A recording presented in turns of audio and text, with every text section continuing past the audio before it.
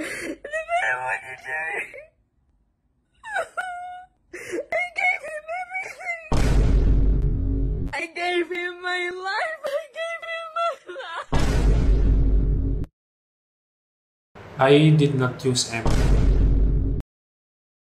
I just want to clarify that I left her not because I gave up easily, but because I believe that this is the best for the both of us. Ito ang iilang pahayag ng vlogger at content creator na si Adam Alejo sa kanyang post sa Facebook matapos ang hiwalayang issue nito sa kanyang Australian girlfriend na si Emily. Nabanggit niya dito na hindi niya ginamit si M kundi siya raw ang ginamit nito. I did not use M. I gave him my whole life. Matandaan na unang nagkakilala ang dalawang personalidad noong pumunta si Adam sa Thailand. Can I take a selfie with you? Sure. Wow, you look beautiful. 1, 2, 3. Can you say hi to my vlog? Hi vlog! Is it your channel? Yeah. What's your channel? Adam Alejo. Adam Alejo. Yeah. Mine is your friend M. Wow! Nice to meet you. Are you a vlogger too? I'm a YouTuber. Whoa! Well, actually I'm a singer. I've just started YouTube. Oh, so where do you live? Yeah. Here. Where are you from? Philippines. Philippines. Are you like born and raised here? No, I was born in Australia.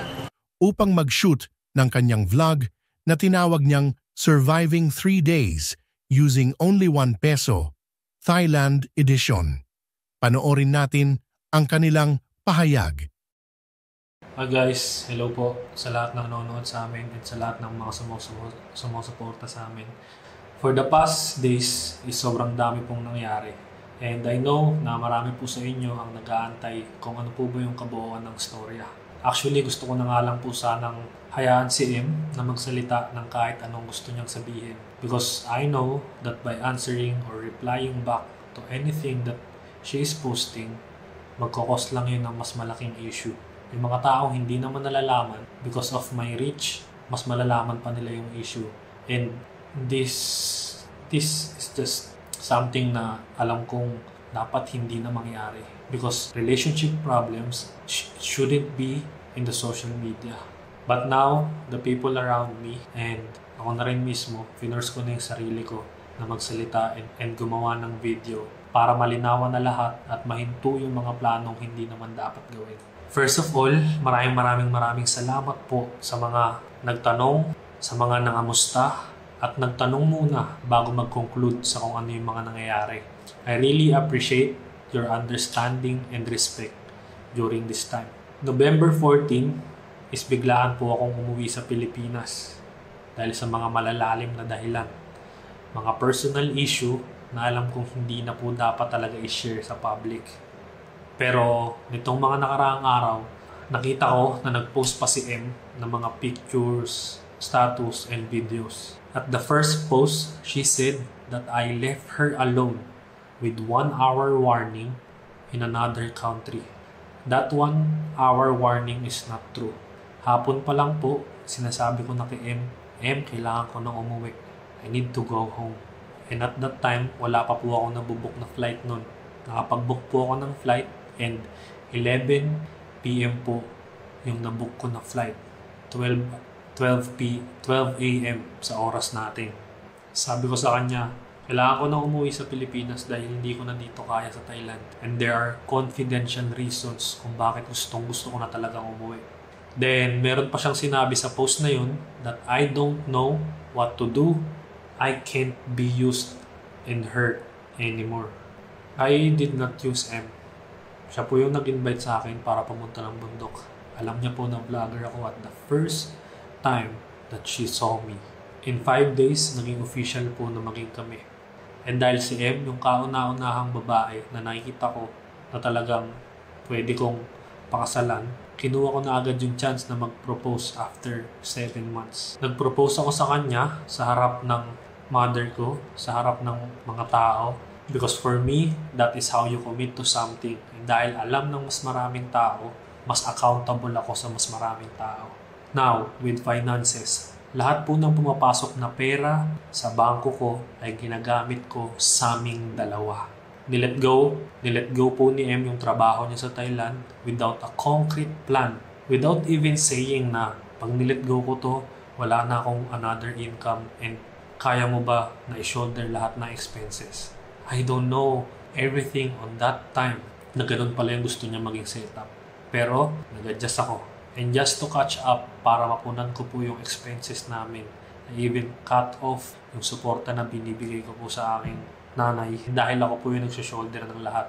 And kahit hindi pa po kami kasal, dahil pinapractice po namin yung being really a partner sa kung ano yung design ni Lord. Pinapractice ko po na ako yung mag-provide as lalaki. For the past of almost 3 months, nakatira na po ako sa Thailand. And why? Because I want to support her personally and hindi nagiging maayos yung relationship namin pag LDR kami. And ako mismo, winire ko na yung sarili ko na someday baka dito na talaga ako tumira para lang suportahan kaming dalawa. And lahat ng pinagtatrabahuhan namin ay ginagamit ko lang po para sa aming dalawa at para sa mga pampasahod sa team members na meron kami. And ginagawa ko to because gusto kong patunayan kay M kung gaano ko siya kamahal at kung gaano ko siya kagusto. Now, going back, paano niya sasabihin na ginamit ko lang siya? How can you say that I just used you? If all of our income, all of the things that we're doing is for the both of us. He told me to take it down. Yes, totoo po yun. Meron po akong pinapadelete sa kanya.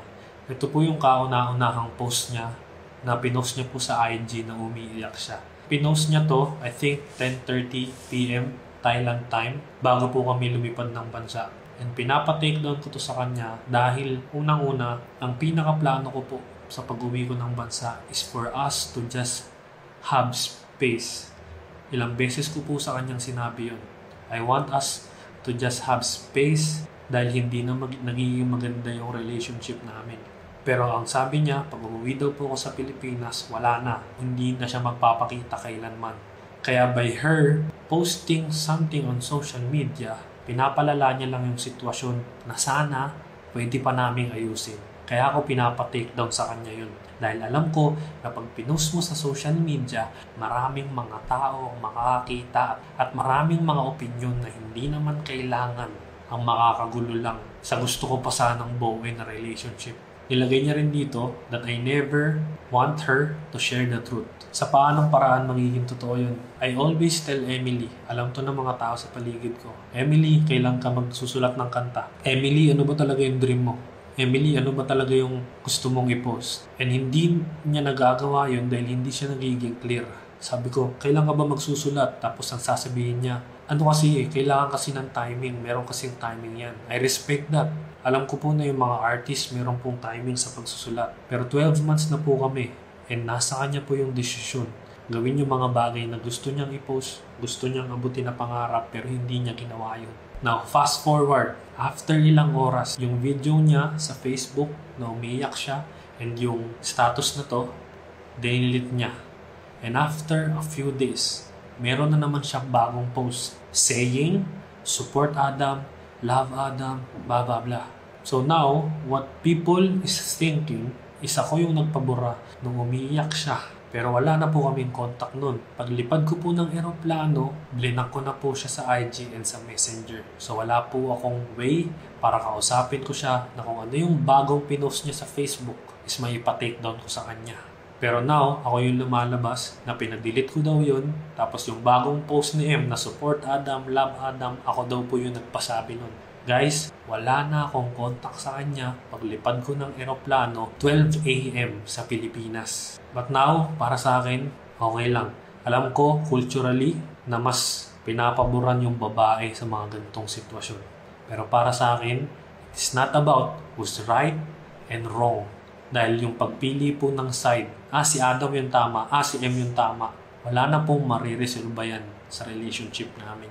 Hindi po yan makakatulong na iresolba yung relationship namin. And to set the record straight, opo, ako po yung nakipaghiwalay kay M. And hindi po yun dahil sa mababaw na dahilan. Alam po yan ng buong pamilya ko. Alam yan ng team namin na laging nasa paligid namin most of the time. Lahat ng nangyari sa amin, lahat ng pinost ko ay walang scripted, lahat totoo, walang peke. Pero sa isang relasyon, may mga trials na dadating na magpapalabas ng tunay na kulay ng isa't isa. Nakakalungkot man na dahil sa one-sided na storya is napakarami na agad na buong analisasyon sa kung ano yung nangyari, na-issue ganyan, ginamit ko lang daw si M, ganito ganyan. Pero para sa akin, 100% po okay lang. You guys have the freedom to do whatever you want, to say whatever you want. But you also have the thinking na sometimes when these things happen, kahit hindi lang po sa issue namin ni M, sometimes maglagay po kayo ng konting space. Maglagay po kayo ng konting space para bago kayo mag-chat, bago kayo mag-comment, bago kayo makapag-chismisan, maglagay kayo ng konting space na, oops, hindi pa natin alam yung other side ng storya, wag muna tayo magsalita. Guys, meron din po kayong problema ang kailangang intindihin.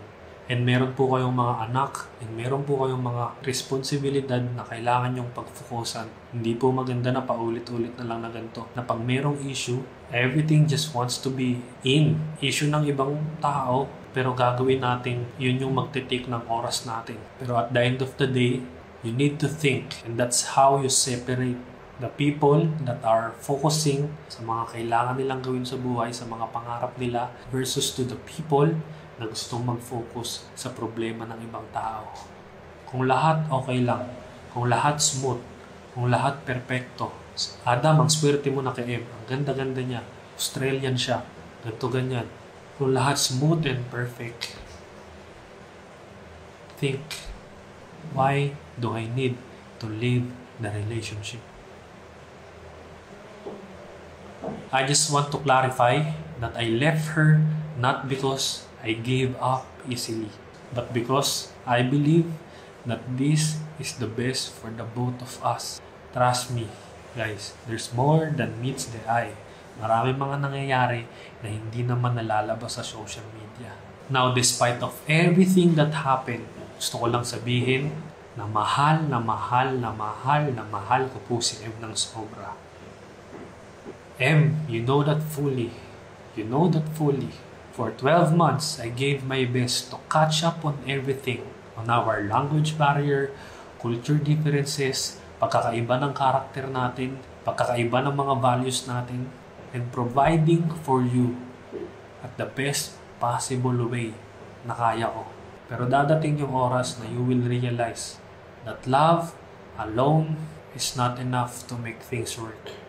Some differences and challenges cannot be resolved by just love, no matter how much effort you put in. Now today, 9 a.m., nag-post po ulit si M. She stated here, saying, honestly, naliligaw ako ngayon. Grabe, hindi ko talaga in-expect ang lahat ng nangyari. And I promise sa inyong lahat, his intentions were good. Pero ngayon, wala na talaga akong natira. Wala na yung karir ko na matagal kong binuo. Wala na rin akong pera para mabuhay.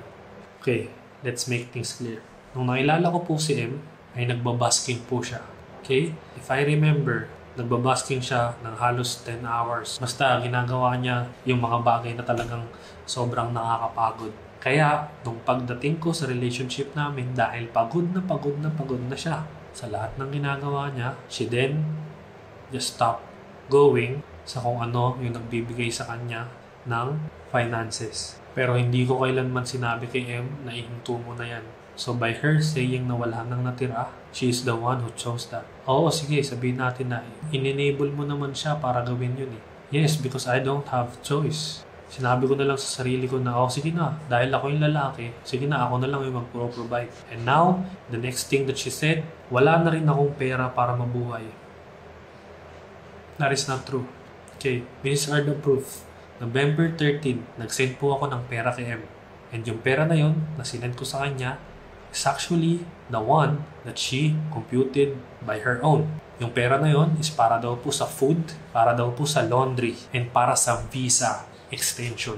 And this is also a proof na nung mga nakaraang linggo lang, bago yung November 13, is nanghingi na siya sa akin ng pang-visa extension niya. So now, it is the second time na nanghihingi na naman siya ng pang-visa extension.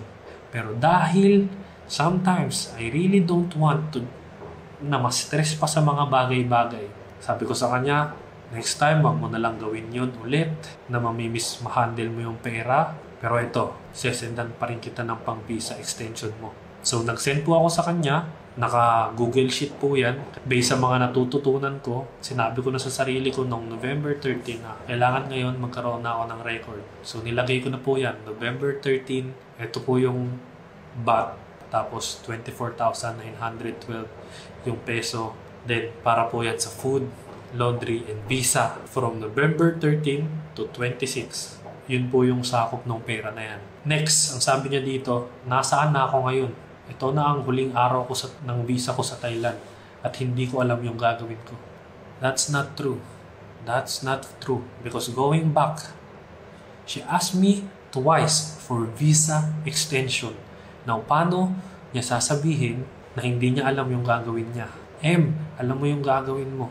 Alam niya na gamit yung binigay ko sa kanyang pera is pwede niyang i-extend yung visa niya sa Thailand.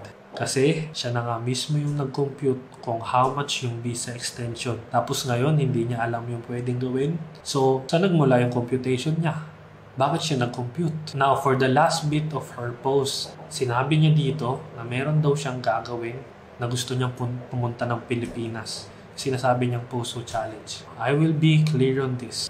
That plan is very, very illogical and dangerous. Wala pong personal na kaibigan si M sa Pilipinas. Maliban po sa mga nakilala niya na family members ko and yung team namin. So, sino yung pwede niyang kontakin sa Pilipinas pag ginawa niya yun? Random strangers? Para saan? Kung gusto ni M na ituloy niya yung karir niya, alam na alam niya dahil matalino si M na sa Thailand yung way nun.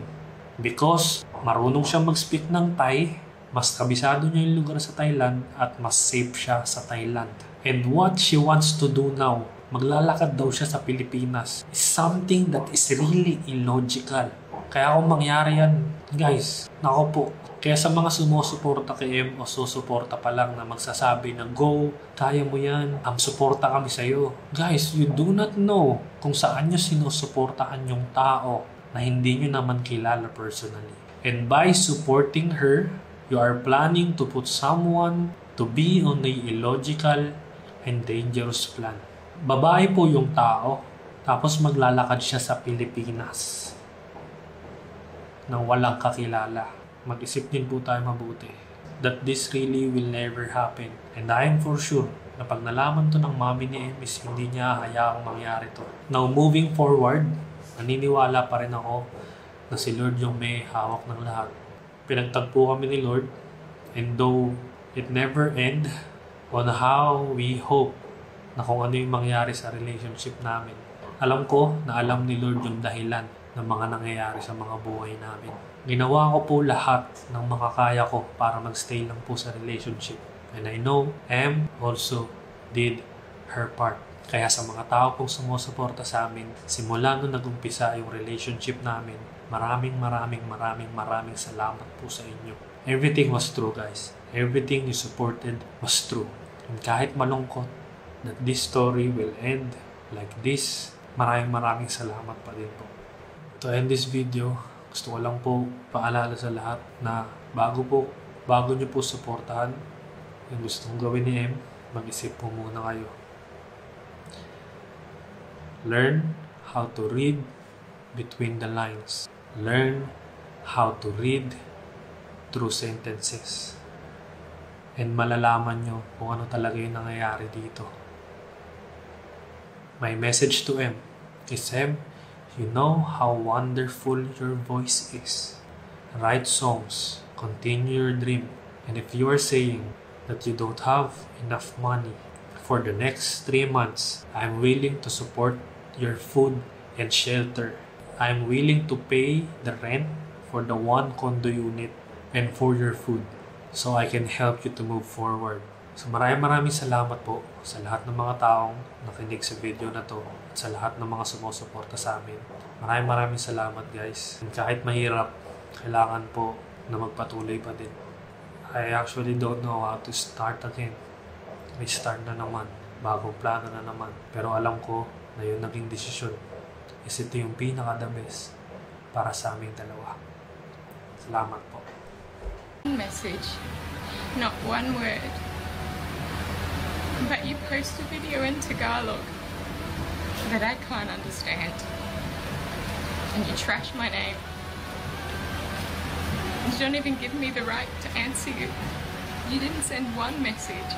You haven't spoken to me, and you left me alone with no explanation.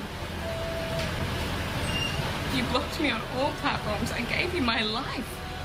I gave you my life, and I have lifted you and spoken in Christian terms, spoken highly of you and spoken highly of you, and that's it.